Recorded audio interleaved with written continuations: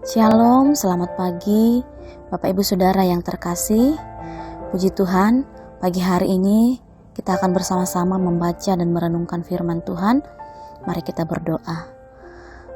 Bapa di surga, kami berterima kasih kepada Tuhan buat anugerah Tuhan yang sempurna dalam hidup kami. Terima kasih Tuhan, pagi hari ini kami boleh bangun. Terima kasih Tuhan untuk kesempatan hidup yang Tuhan berikan buat kami. Sebelum kami beraktivitas sepanjang hari ini, kami akan membaca dan merenungkan firman Tuhan. Berkati kami supaya kami boleh mengerti firman-Mu dan kami dapat lakukan dalam hidup kami. Dalam nama Yesus Kristus kami berdoa. Amin. Bapak Ibu Saudara yang terkasih, kita akan membaca satu bagian firman Tuhan pagi hari ini dari Yesaya pasal 24 ayat 1 sampai ayat yang ketiga.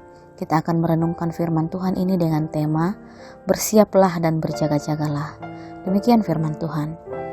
Sesungguhnya Tuhan akan menanduskan bumi dan akan menghancurkannya, akan membalikkan permukaannya dan akan menyerahkan penduduknya. Maka seperti nasib rakyat, demikianlah nasib imam. Seperti nasib hamba laki-laki, demikianlah nasib tuannya. Seperti nasib hamba perempuan, demikianlah nasib nyonyanya. Seperti nasib pembeli, demikianlah nasib penjual. Seperti nasib peminjam, demikianlah nasib yang meminjamkan. Seperti nasib orang yang berhutang, demikianlah nasib orang yang berpiutang. Bumi akan ditanduskan setandus-tandusnya dan akan dijarah sehabis-habisnya, sebab Tuhanlah yang mengucapkan firman ini. Sedemikian jauh pembacaan firman Tuhan. Bapak Ibu Saudara yang dikasihi Tuhan, arti dari kata berjaga-jagalah adalah kita harus bersungguh-sungguh mempersiapkan hidup kita. Berjaga-jaga juga berarti waspada terhadap segala kemungkinan. Berjaga-jaga juga berarti bersiap-siap, bersiap sedia, berwas-was, berhati-hati. Mengapa kita harus selalu berjaga-jaga?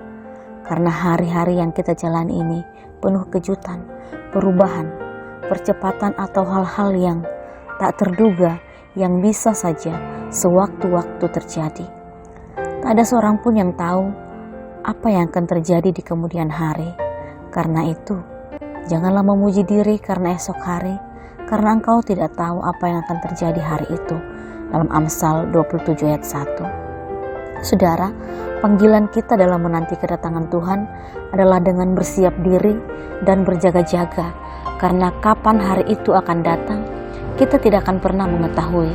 Anak manusia pun tidak, hanya Bapa sendiri yang tahu. Pasal 24 ini berkisah di zaman pra-pembuangan. Di Yehuda dalam hal perdagangan muncul orang-orang kaya yang berkoalisi dengan para penguasa sehingga menimbulkan gejolak sosial dan kemerosotan moral. Munculnya jurang pemisah antara kaya dan miskin. Keadilan kebenaran dilecehkan dan dijungkir balikkan.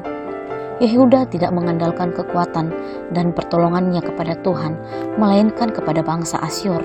Bangsa Asyur ini yang nantinya dipakai Tuhan untuk menghukum Yehuda karena kejahatannya dan kemurtadannya.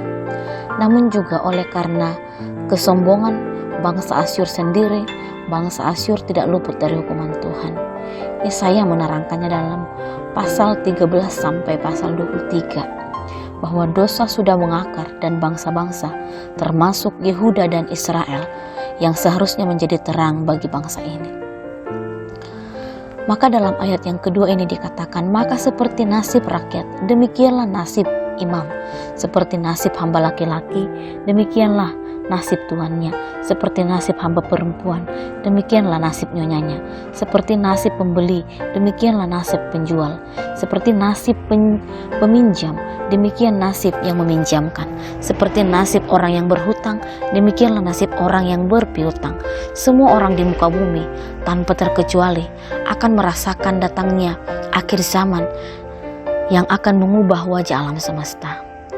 Namun di tengah situasi yang demikian, muncul pujian yang dikumandangkan. Pujian ini menyatakan bahwa penghukuman Tuhan bukan untuk membinasakan, tetapi membawa bangsa Israel pada pertobatan. Bukan untuk menakut-nakuti, tetapi membawa sebuah pembaruan kehidupan. Sambil menanti kedatangan Tuhan, seperti pesan Nabi Yesaya, kita dipanggil untuk hidup dalam pertobatan. Pertobatan bukan mencegah supaya akhir zaman itu tidak terjadi, melainkan supaya ketika Tuhan menjumpai kita, kita tidak ada cacat celah. Mari kita tetap bersiap-siap dan berjaga-jaga dalam kehidupan kita. Amin. Tuhan memberkati. Mari kita berdoa. Bapa di surga, kami bersyukur untuk firman Tuhan yang kami baca pagi hari ini, yang mengajarkan kami Tuhan untuk siap sedia dalam segala kondisi akan menantikan kedatangan Tuhan, supaya hati kami tetap berharap kepada Tuhan. Berkati kami Tuhan dalam sepanjang hari ini, supaya setiap perkataan perbuatan kami memuliakan nama Tuhan. Dalam nama Tuhan Yesus Kristus kami berdoa. Amin.